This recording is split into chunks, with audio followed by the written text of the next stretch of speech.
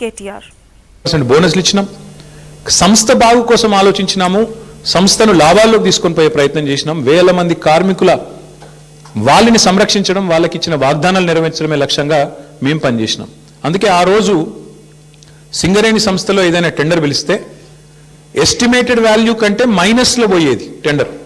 Estimated value 100 రూపాయలు అయితే -10, -20 అంటే కాంపిటీషన్ ఉండేది. కాంట్రాక్టర్లు ఒకరితోనొకరు పోటీపడి మైనస్లో బిడ్ చేసిన పరిస్థితి, దేశవ్యాప్తంగా కాంట్రాక్టర్లు పార్టిసిపేట్ చేసిన పరిస్థితి. వీళ్ళు సింగరేణిని ఒక బంగారు బాతులాగా చూసి దీనిలో ఎట్లా డబ్బులు సంపాదించాలని ఆలోచన చేసి ఒక కొత్త విధానం, ఒక కొత్త నిబంధన తీసుకొని వచ్చినారు.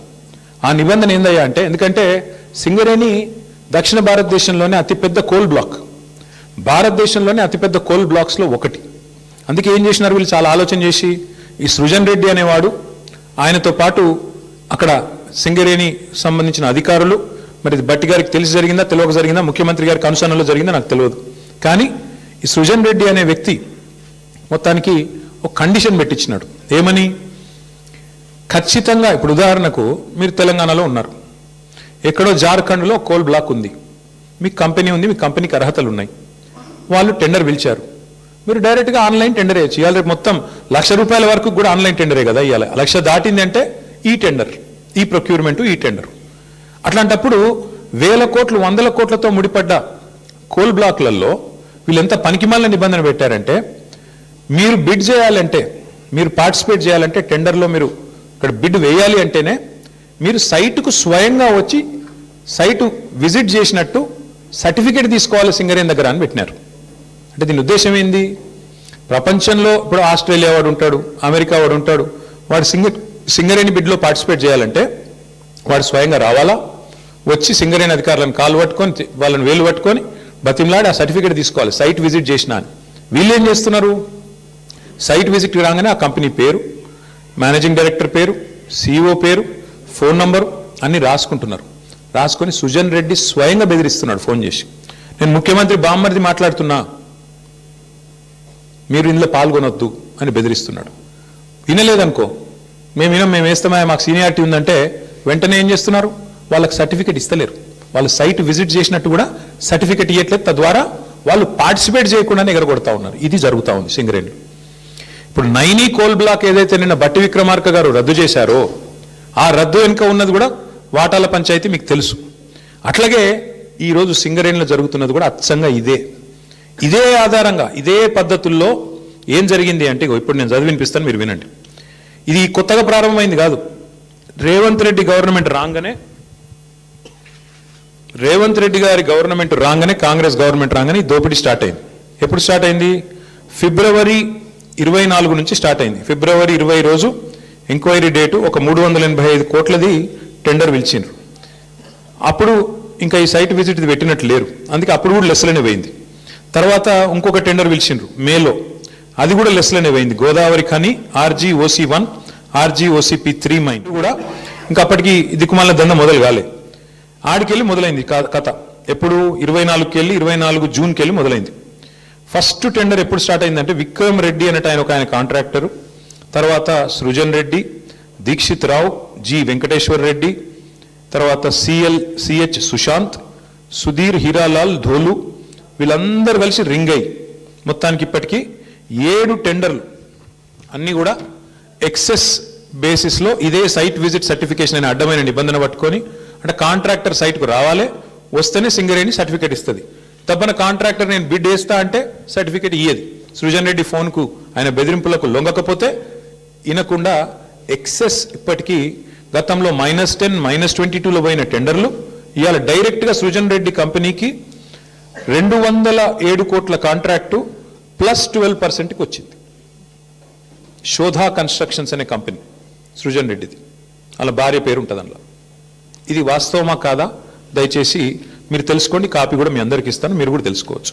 అట్లాగే వీళ్ళందరూ ఇప్పుడు GVR, CH సుశాంత్, దీక్షిత్ అంతా ఒక రింగు ముఠా. ఇది ఈ ముఠాకి నాయకుడు సృజన్ రెడ్డి, రేవంత్ రెడ్డి బావమర్ది, వీళ్ళందరూ కలిసి వేసిన రింగు టెండర్లు.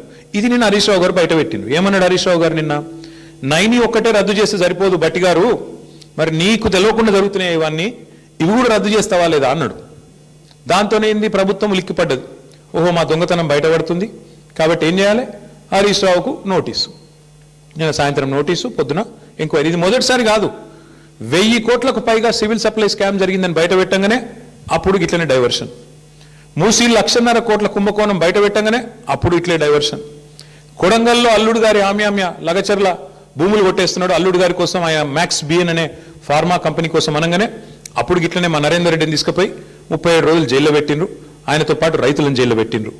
తర్వాత విద్యుత్ కుంభకోణం, కాళేశ్వరం కమిషను, ఫోన్ ట్యాపింగు, గొర్రెల సాము, ఫార్ములా ఈ, మన్ను మశానం అని ఫోన్ ట్యాప్, మొత్తానికి 2 years టైంపాస్ వ్యవహారం తప్ప ఒక్కటంటే ఒక్కటి ఈరోజు వరకు రుజువు చేసింది లేదు, పీకింది లేదు. అయినా ఇంకోటి వీళ్ళు మర్చిపోతున్నారు, హరీష్ రావు గారు అంటే ఎవరు?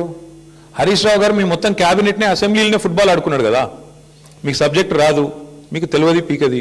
ఆయనతోనే అసెంబ్లీలోనే అందరి ముంగట్నే తిట్లు పడ్డారు మీరు, 8 మంది మంత్రులు దెబ్బలు పడ్డారు మీరు. అట్లాంటి ఆయన ఇవ్వాలన్నట ఓ 5-6 పోలీసు అధికారుల మీద కూర్చోబెడితే ఏం ఫరక పడుతుంది? మీ మంత్రులనే ఫుట్బాల్ ఆడిండు, ఈ పోలీసు అధికారులు ఎంత అంటే నాకు అర్థం కాదు. చేయని తప్పుకు ఏదో పనికి మళ్ళీ కేసు పెట్టి ఇబ్బంది పెడతాం అనుకుంటే భయపడతామా? ఎవరు భయపడతారు? ఎందుకు భయపడతాము? అయినా సాక్షాత్తు సుప్రీంకోర్టు చెప్పింది కదా, ఫోన్ ట్యాపింగ్ కేసులో పసలేదు, ఏదో పనికి మాలిన కేసుని కొట్టేస్తే సిగ్గులేదా రేవంత్ రెడ్డి? బుద్ధి జ్ఞానం ఉందా అసలు నీకు? ఇట్లా చేయొచ్చునా? ప్రభుత్వం నడపవయ్యా అంటే నీకు ఏమి చెప్పొచ్చినావు అధికారంలోకి? నువ్వు 6 గ్యారంటీలు అంటివి, తులం బంగారం ఇస్తా అంటివి, 4,000 పెన్షన్లు ఇస్తా అంటివి, మహిళలకు 2,500 అంటివి, 26 నెలలు అయిపోయాయి. అది చెప్పే ముఖం లేదు, అది చెప్పే తెలివి లేదు. అందుకే కవర్ ఏం చేయాలి? ఇట్లనే మీడియాను మేనేజ్ చేసుకోవాలి, మీడియా వాళ్ళ ఇళ్ళకు న్యూ ఇయర్స్కు కాలు మొక్కాలి, వాళ్ళను ప్రసన్నం చేసుకోవాలి, అడ్డమైన రాతలు వాళ్ళతో రాయించుకోవాలి. ఇది నీ చిల్లర బుద్ధి, ఇది నీ లేకి బుద్ధి, ఇది రేవంత్ రెడ్డి యొక్క చిల్లర వ్యవహారం. వీళ్ళకు రాజ్యాంగం మీదనే కాదు, స్పీకర్ గారిని చూసినాం మనం, రాజ్యాంగం మీదనే కాదు, వీళ్ళకు సుప్రీంకోర్టు మీద కూడా గౌరవం లేదు సన్నాసులకు. ఇది వాస్తవం. అందుకే ఇవాళ సుప్రీంకోర్టు ఫోన్ ట్యాపింగ్ జరగలేదురా అని చెప్తే కొట్టేస్తే హరీష్ రావు గారి మీద కేసు, అయినా నోటీసులు ఇచ్చినారంటే వీళ్ళకి ఎంత తెలివి ఉంది, వీళ్ళు ఎంత తెలివైన వాళ్ళు దీంతోనే చెప్పొచ్చు. ఇంకొక మాట కూడా నేను చెప్తా ఉన్నా ఇవాళ రేవంత్ రెడ్డికి, ఇంకో 1000 సీట్లు వేసుకో, ఏం చేసుకుంటావో చేసుకో, మా నాయకులందరికీ నోటీసులు ఇచ్చుకో, ఏమన్నా చేసుకో, భయపడం. బీఆర్ఎస్ తెలంగాణ ప్రజల గుండె చప్పుడు, తెలంగాణ ప్రజల గొంతు బీఆర్ఎస్, తెలంగాణ ప్రజల బలం గలం, తెలంగాణ దళం కేసీఆర్ బృందం బీఆర్ఎస్. మేము ఎవ్వరికి భయపడం, బరాబర్ కొట్లాడతాం. నీ కాంగ్రెస్ పార్టీని, నీ ప్రభుత్వాన్ని అంతు చూసేదాకా ప్రజల తరపున నిలదీస్తూనే ఉంటాం. నువ్వు ఎన్ని విచారణలనే చేసుకో, ఎన్ని రకాలుగా మా వాళ్ళని వేధిస్తున్నావు, ఈ వేదిక మీద కూర్చున్న వాళ్ళందరికీ తెలుసు. అందరికీ ఏదో రకంగా వేధింపులు, రకరకాలుగా చిల్లర పనులు చేస్తూనే ఉన్నారు. ఇంకా ఇప్పుడు ఈ అందానికి ఇప్పుడే చూసిన ఇక్కడికి వచ్చేటప్పుడు కేసీఆర్ గారికి నోటీస్ ఇస్తారట, ఏది ఈ లొటపీస్ కేసులో. ఇచ్చుకో, ఏం చేసుకుంటావో చేసుకో, ఏం భయపడం. ఏం చేసుకుంటావో, ఎన్ని అడ్డమైన స్టోరీలు నడిపించుకుంటావో, ఎన్ని కథనాలు వడ్డించి వారుస్తావో వార్చు, ఏం భయపడం. అన్నీ ఎదుర్కొంటాం. దేశంలో ఇంకా న్యాయం ధర్మం ఉంది, న్యాయస్థానాలు ఉన్నాయి, వాటి మీద మాకు గౌరవం ఉంది. తప్పకుండా నీలాంటి దుర్మార్గులతో ఎట్లా కొట్లాడాలో అట్లా కొట్లాడతాం. కానీ ఇక్కడ ఈ మొత్తం కేసులో ప్రధాన దోషి ఇవాళ ముఖ్యమంత్రి బావమరిది. మొత్తం ఈ కోల్ కుంభకోణంలో, సింగరేణి కుంభకోణంలో ప్రధాన ముద్దాయి సింగరేణిలో ఇవాళ మొత్తం king pin, ring master Srujan Reddy అని ముఖ్యమంత్రి బావమరిది. ఇదివరకు అమృత్ స్కామ్లో కూడా ఈ ముద్దాయే భాగస్వామి, ఇప్పుడు కూడా ఈ సింగరేణిలో కూడా ఆయనే ఉన్నాడు.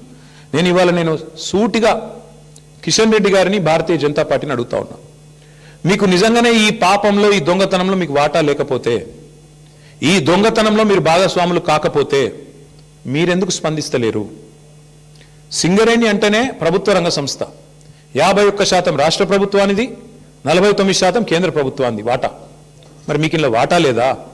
మీరు ఏ రకంగా ఇట్లా ఓపెన్గా మొత్తం భారతదేశంలో ఎక్కడన్నా ఎక్సెస్ టెండర్లు అవుతున్నాయండి? కోల్ బ్లాక్స్లో ఎక్కడన్నా, కోల్ ఇండియా ఆధ్వర్యంలో జరుగుతున్న ఎక్కడన్నా టెండర్లలో 7%, 12% ఎక్సెస్ పోతున్నాయా? మరి ఎక్కడ లేని సింగరేణిలో పోతున్నాయంటే, ఎక్కడ లేని సర్టిఫికేట్, విజిట్ సైటేషన్ సర్టిఫికేట్ అనేది సింగరేణిలో పెట్టిరంటే, ఇవన్నీ చూస్తూ కూడా coal minister, central cabinet minister Kishan Reddy గారు నిర్లిప్తంగా ఉన్నారు, మౌనంగా ఉన్నారంటే ఏమనుకోవాలి మేము? ఈయనకు కూడా ఇలా వాటాలు ముడుతున్నాయనా, ఇద్దరు కలిసి పంచుకుంటున్నారనా, ఏమనుకోవాలి? అందుకే మేము డిమాండ్ చేస్తూ ఉన్నాం, సిట్టింగ్ సుప్రీంకోర్టు జడ్జితో కానీ, సిట్టింగ్ హైకోర్టు జడ్జితో కానీ వెంటనే ఒక కమిషన్ వేయండి, విచారణకు ఆదేశించండి అని చెప్పి coal minister, cabinet minister Kishan Reddy గారిని మేము డిమాండ్ చేస్తూ ఉన్నాం. మీరు కేంద్ర ప్రభుత్వంలో ఉన్నారు కాబట్టి మీరు రాయొచ్చు డైరెక్ట్గా లెటర్.